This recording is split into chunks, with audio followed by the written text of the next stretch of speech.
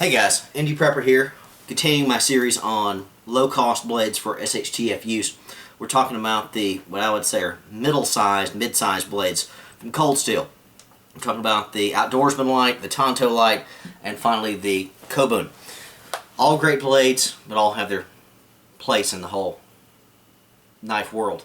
Not best for everything. We're going to start off here with the Outdoorsman Lite, which is obviously a cheaper version of the Outdoorsman series. 25 bucks or so, give or take. A little less if you shop around, maybe $23, $22, something like that. This is made out of 4116 stainless, just like the Tonto Lite. A little cheaper to manufacture, a little thinner overall than their higher end blades, but still perfectly functional. This is a complete full tang blade. You can see the back side there, at least on the Outdoorsman. I picked the Outdoorsman up not because I intended to use it a lot, but thought it would just be interesting. It's about a 6-inch blade, 11 and I believe 3/8 overall in length. I'll show you this up close. Nice edge for slicing and dicing and everything else. Game work. Again, it's Outdoorsman style blade. You got some jimping up here at the top. Decent little guard here to keep your hand from slipping up on the blade. And you got this little bone breaker on the back side. Don't know how well you can see that. Little thin area that's supposed to be for popping through bone, stuff like that. Have obviously not used that recently because I don't do a whole lot of hunting. Overall, the grips on this are very nice. Little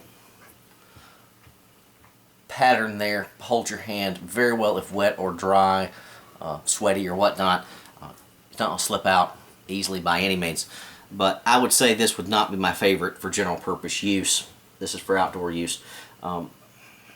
You're not going to be able to baton with this easily because of the jimping and the bone breaker here on the back side. Could you thrust and cut with this fairly well? Yeah, you could, but probably not my best blade out there. For general bushcraft, it's not going to serve you that well. Again, this one's for game primarily. For tactical defense and all of that, well, again, good for thrusting and slashing, but not as good as some others. I would probably not pick this as my first one unless I was out in the woods and living in the deep woods and I was doing a lot of tracking and hunting of game and whatnot, skinning of game. That's what I would use this for, especially bigger stuff, deer or elk or whatnot. So just want to get that out of the way. The sheath with this one is very basic, like a lot of the Cold Steel line. Nothing special. Basic Cordura sheath with a little belt loop. That's it. Not a lot of options. So, 25 bucks. It's a good blade, but not for an SHTF general purpose style knife. Moving along, the Tonto Lite, which I like a lot better. Very decent sized Tonto for, again, 25 bucks. This one's also 4116 stainless. Also about a 6-inch blade and about an 11-inch overall length. Same style grip as the Outdoorsman Lite. Excellent, excellent grip. Fits the hand very well. It is full tang, but you don't have the exposed blade on the back side.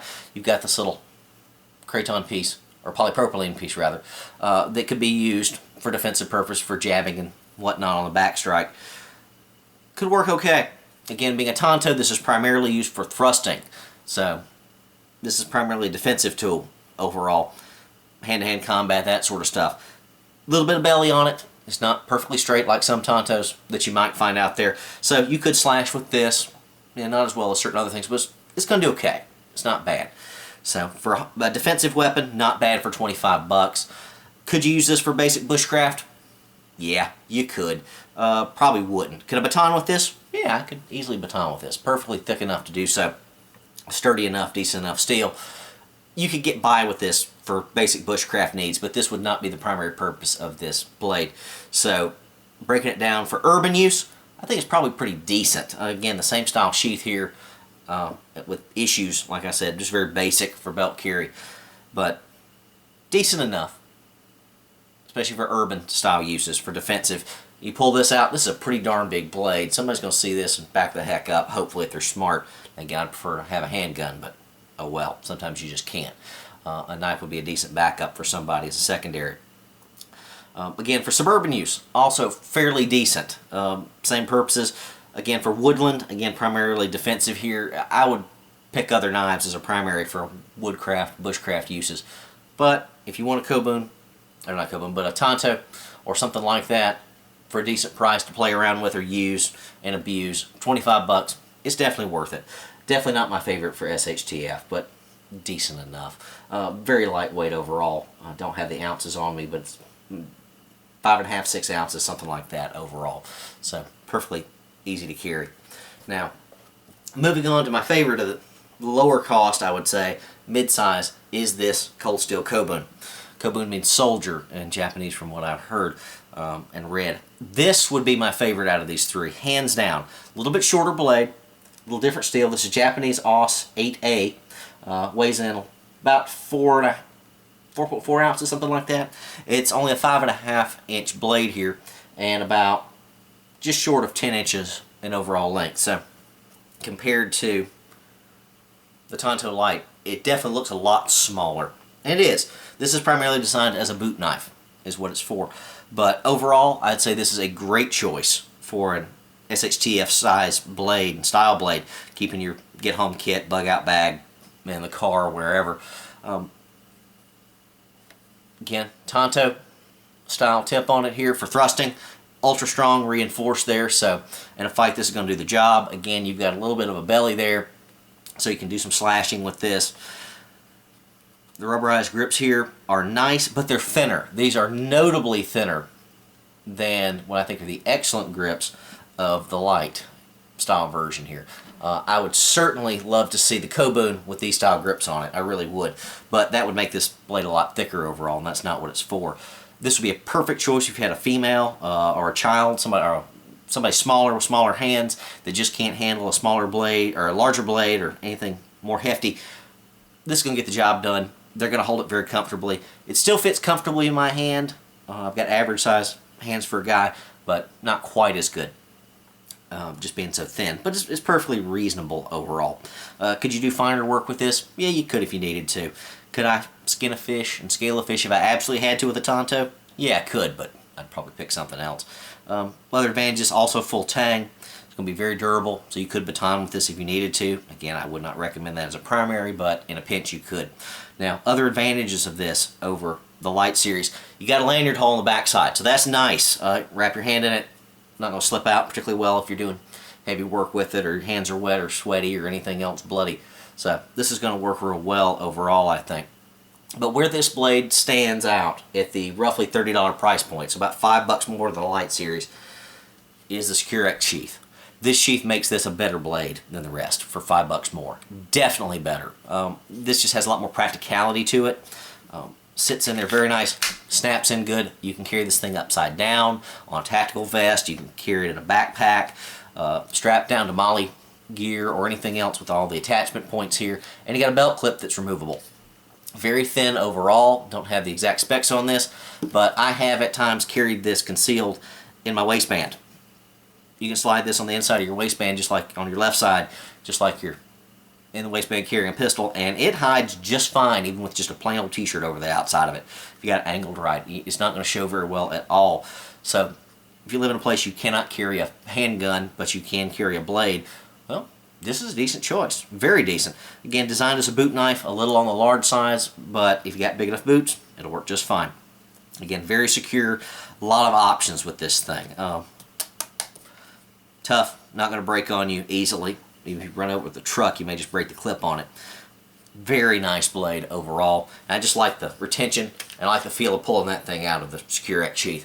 Feels like pulling a pistol out of a Kydex sheath. Very nice, very gratifying. Good snap in, snap out, but not too much.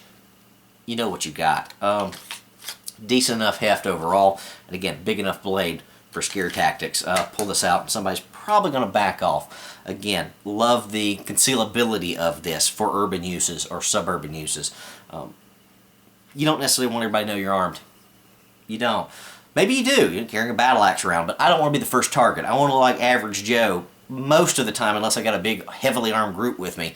If I'm just walking around or going out to check the mail, or I don't know, walking across the street to a stream to catch, collect some water, I don't necessarily want to have a shotgun strapped over my back necessarily. Maybe leave that for somebody back in the house. Maybe walk into the neighbor's house to check on how they're doing. Again, want to keep things concealed. If you're bugging out, again, having a concealed knife is probably better than having an open blade. You may incite to be a target. Again, keep a surprise around. If somebody messes with you and you pull out something, all of a sudden a pistol or a big knife, it changes the dynamics, okay? That's where this knife would come in. This is primarily a defensive blade that could get by for all other uses. Again, like I said, 30 bucks. Very nice. Very, very nice. Going to do the job. And like I said, if you had someone, a female, teenager, somebody like that, smaller hands, this is probably the better blade for them, quite frankly. Again, for 30 bucks, very easily priced for the size of the blade and everything else. Cannot knock this at all. Really like this more than I thought I would. When I got it, I was a little disappointed about the thinness of the grips and all, but once I've used this thing a little more and carried it a little more, I can see its uses. I can see where this thing's beneficial. And like I said before, this sheath makes the blade. I can do whatever I need with this, put it anywhere, no problems at all. So, if I had to choose for $5 more, the Kobun, hands down. Tonto Lite, not bad if you want to knock around Tonto that you just want to mess with and beat up. But again, the sheath is definitely not a bonus there. I don't think it matters so much with those sheaths with the smaller size cold steel blades, the Finn Bear and all of those, the Pendleton Light Hunter. But for something a little bigger like this, I want something a little meatier as far as the sheath goes. This fits the bill. Now, if they made this blade with this sheath, I'd probably buy it too. But for now, the Kobun fits the bill for enclosed tactical stuff, type stuff, you know, for urban or suburban. It's a great choice. For out in the woods, you know, you're big on property where you can carry a machete on your side, maybe not as good. But for your general average guy, this is great. Will make a great gift. Anyway, that's it. I'm talking about the mid-sized cold steel blades. Hope you found it informative. MD Prepper, out.